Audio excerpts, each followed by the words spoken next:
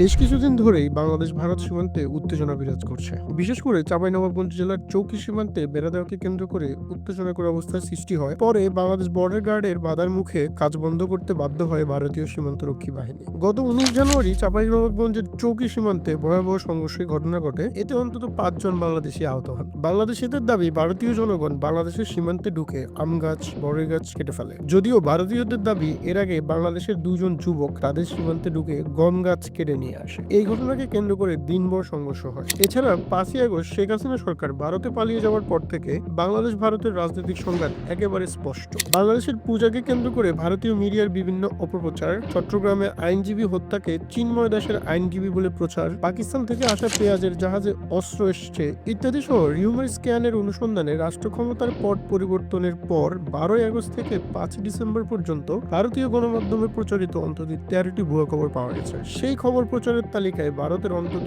49টি গণমাধ্যমের নাম উঠে এসেছে। এছাড়া গত 2 মাস আগে কোনো রকম সতর্ক ছাড়া বাঁধ খুলে দিয়ে ফেনী, নোয়াখালী, কুমিল্লায় যে আর্টিফিশিয়াল বন্যা তৈরি করেছে ভারত, সেই নিয়েও বাংলাদেশের সাধারণ জনগণের মধ্যে ভারত বিদ্বেষী মনোভাব একেবারে স্পষ্ট। তাছাড়া গত 2 ডিসেম্বর 2024 ভারতীয় উগ্রবাদী সংগঠন ত্রিপুরায় আগরতলায় বাংলাদেশের সহকারী হাইকমিশনে হামলা চালায়। এই অবস্থায় দাঁড়িয়ে অনেকেই শঙ্কা করছেন 2001 সালের মতো আবারও বাংলাদেশ ভারত সীমান্তে একটা যুদ্ধ বেঁধে যায় কিনা।